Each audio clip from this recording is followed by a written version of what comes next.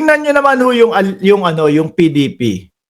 Acquired Film Production, High Crush. Naku, salamat. Tingnan niyo naman po yung PDP, mga kababayan. Kumpletos rekado sila dyan. Pero pakinggan niyo po yung sigawan. Wala nang gana. Wala nang kagana-gana. Ho? Duterte! Duterte! Duterte! Duterte! Marirealize nyo naman ho yung pagkakaiba nung napakadaming sumisigaw at yung mangilan-ngilan lang na sumisigaw po.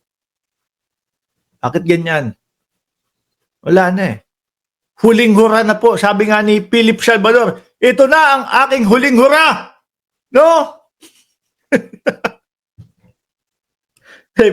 Pagbigyan nyo na ako, paminsan-minsan lang ito. Diyos ko po, Lord. Huling hura para kay dating Pangulong Duterte. Kasi ho, mga kababayan, lahat naman yan, puro Duterte lang ang isisigaw niyan. Puro lang ho, bring him home lang. Hindi nararamdaman ng sambayan ng Pilipino na ang itinatakbo nitong mga ito para sa bayang Pilipinas. Baka nga para sa bayang China eh.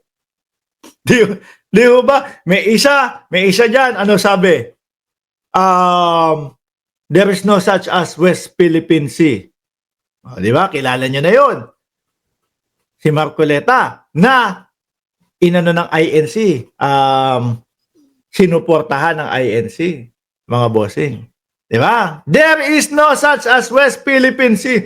Sabi ko, yari, kapag ka nakita ng China to, o napanood ng China itong sinabi ni Marcoleta, sasabihin nun, yung isang nga tumatakbong senador ninyo naniniwala na wala naman talagang West Philippine Sea. O yari na. Sundan pa nung vlogger na si Lopez, si Mark Lopez. Yung isang ang kapwa nyo Pilipino na vlogger no?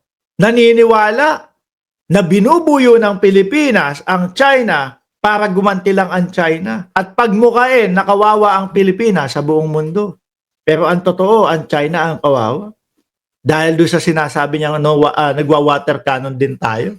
Si Robin Padilla nga Ano po laban natin sa China?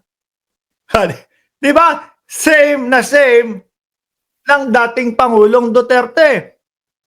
Yung pananakot na ginagawa sa atin dati ni dating Pangulong Duterte na hindi tayo uubra dyan sa China, bombahin tayo niyan, ganito, ganyan. Wala na tayo. Itinanim sa ating utak ng dating Pangulong Duterte na magkaroon ng takot sa China. Pero sabi ni Pangulong Bongbong Marcos, hindi maaari yan. No? Hindi maaari yan. Ang atin ay atin. Ipaglalaban ang karapatan natin. Nagwala yung mga DDS. Etong mga to. Si Robin Padilla. Ano po ang laban natin doon? Bakit kinakarag-karag ninyo, kinakaray ninyo ang mamamayang Pilipino sa gera? Nagkagera na po ba ngayon, mga kababayan? Ayun ang China, unti-unti na pong pabagsak. Di po ba? Isang hirit lang ni Donald Trump na 140 plus na taripa sa China. Pabagsak sila agad. Kaya lang mga kababayan, naawa din ako doon sa mga tao ng China kasi damay po sila no? Pinagkakakitaan din po nila mga nawawala. Ayaw naman din po natin ng ganon. Pero dito tayo kay PBBM. Di ba sinasabi nila, nung panahon ni dating Pangulong Duterte, ang China, at ang Pilipinas, diyan sa West Philippine Sea, tahimik, mapayapa.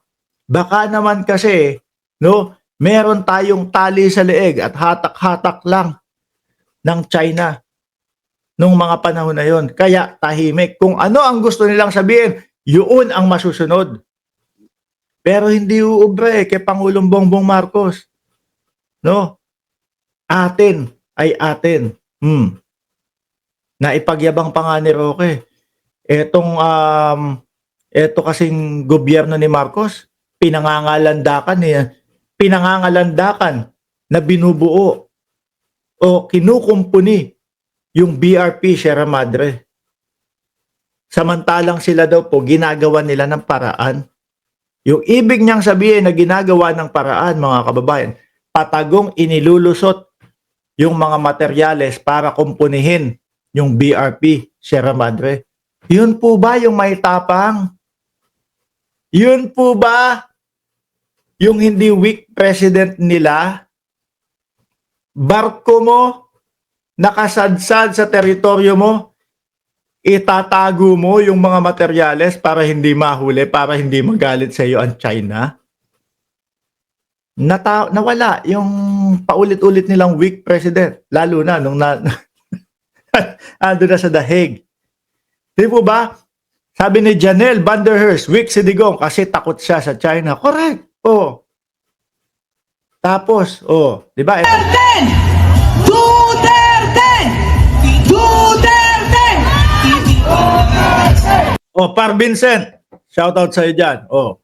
Matamlay na ho, mga kababayan. Ngayon, nagtatanong si Inday Sara Duterte, no? Kasama pa din itong topic na to yan. Nagsasalita si Inday Sara Duterte, hindi ako ang problema ng Pilipinas.